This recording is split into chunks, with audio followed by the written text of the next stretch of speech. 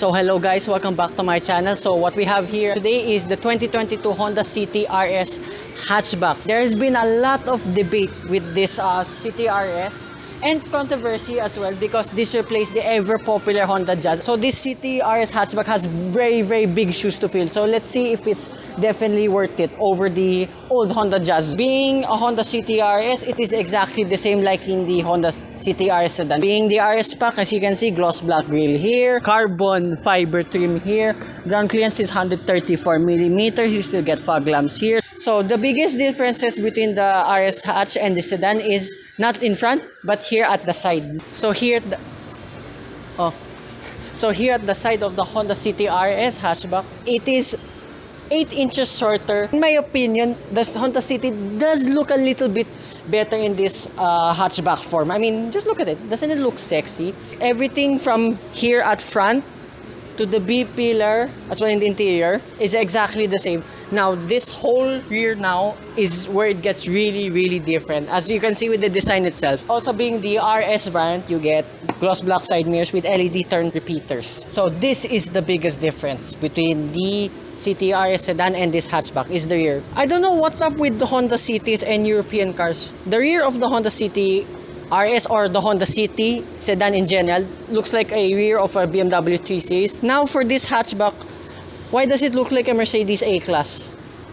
Anyway, so being the RS hatchback, you have a nice flat spoiler above here, nice brake lights as well here, and also being the RS variant, you get RS badging here. And another difference here now within the shut up. And the other difference now here is the diffuser. It's kind of like a double diffuser now, but they don't do anything. So what is only similar here with the rear of the Honda Cities is the reflectors. That's pretty much it. And now open the boot up. This is where it gets really different. So for practicality, just here with all the seats up. So being the hatchback now, you get 289 liters of space only. There's only a few toys here, 2 grocery hooks on each side, 1 halogen light here, and then load lip is only this tall. It's not that high. And then you have a space saver donut type underneath, and then tonneau cover is really good. Like that's really thick. So as well, being a hatchback now, this is its other party piece. Like the Honda City RS sedan, you can fold the seats down. And now with all the seats down, you have 841 liters of space. So those are pretty good stats for this Honda City RS hatchback. Also, another quirky thing with this Honda City, you have ULTR mode or Ultra mode, I would call it. It's kind of like the Honda HR-V and the Honda Jazz, which it replaced. You have utility mode, long mode, my favorite tall mode, and then there's another mode, refresh mode. So you can do a lot of activities there in the in refresh mode. So that's about it here with the boot and the exterior of the Honda City. I'll show you the interior.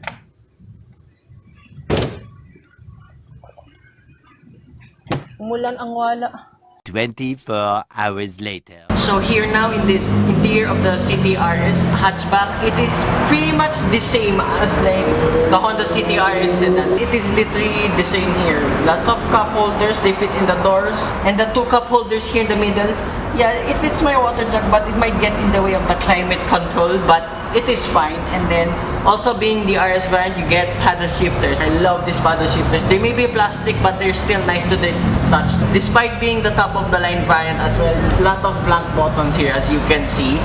And then yeah, also nice pedals as well. The infotainment system, the 8-inch that supports Apple CarPlay and Android Auto is exactly the same. Reverse camera may not be the best out there, but it is way better than the Honda Civic. I don't know what's up with the Honda Civic. Despite being the newer car, the reverse camera quality of that isn't great, just being really honest. And then same as usual with the leather with red stitching here. Also the seats, you have leather with Alcantara-ish suede style seats. They are really good. They also have very nice bolstering. I did comment that in the sedan as well. And yeah, that is pretty much same banana here in front, but where it gets different though is in the back. So here now in the rear of the Honda City RS hatchback, despite being 8 inches shorter only, feet room, knee room, and headroom almost exactly the same as its sedan counterpart. And then you have smaller cubby spaces and cup holders on either side. And they fit my water jug. Alright, they fit my water jug perfectly. Same materials here as well. Yeah, plastic here, but leather here with the red stitching as well. Same seats as well, with the leather and Alcantara suede style seats. And then also you have 2 air conditioning vents with 2 two 12-volt sockets down below.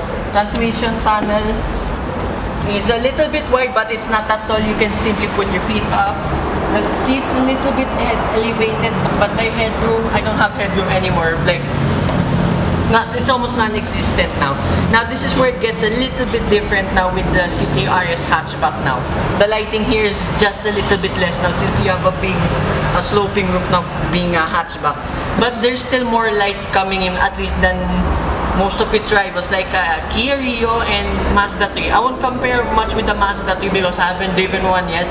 And I don't think that's a fair comparison since that's more on the premium side. So I might compare this a lot more with the Kia Rio EX. Also, link of that review will be in the description down below. No seat pocket for the driver's side, but you only have them on the passenger side, at least. And also, same engine with this City RS hatchback. It's a 1.5 liter naturally aspirated 4-cylinder engine that produces 120 horsepower and 145 Newton meters of torque. And is mated to a CVT transmission with manual mode paddle shifters. So with that let's go for a drive.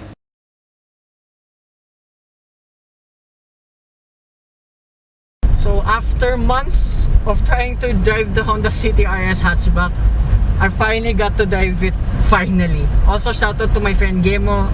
This is your dream car, so I hope to convince you to buy a Honda City RS hatchback. So first impressions of the drive, I mean, it is exactly the same as the Honda City RS sedan. This is just slightly heavier only than the City RS sedan, but way shorter than it. I found it little bit more agile.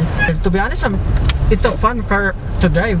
Compared with the City RS sedan, I mean, driving dynamics, the response of the transmission, paddle shifters, so on and so forth, steering feel, brake feel, exactly the same. But then again, as I said, the shorter length of the car, I find it a little bit more agile than usual. And one discovery I made now with this City RS, if you press the icon button to, of course, maximize fuel efficiency, I found out the aircon will lower down automatically. That I'd never discovered in any of the Hondas I've tried out. And my favorite thing with Honda, put it to sport mode, manual mode with the paddle shifters. One of the best CVTs I've tried, along with Subaru. Yeah, I understand now why this CV transmission is so comparable with Subaru. I mean, just response like that feels like more of a automatic transmission rather than a CVT itself. The sport mode, manual mode, yeah, transforms this car ever so slightly, makes it actually way more livelier. Same characteristics with the City RS sedan. And here, just floor it.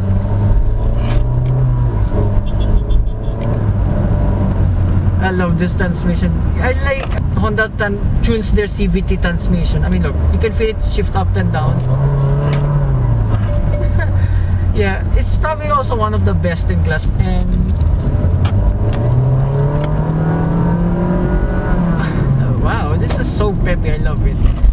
And here, handling, like I said earlier, just a little bit better than its sedan counterpart.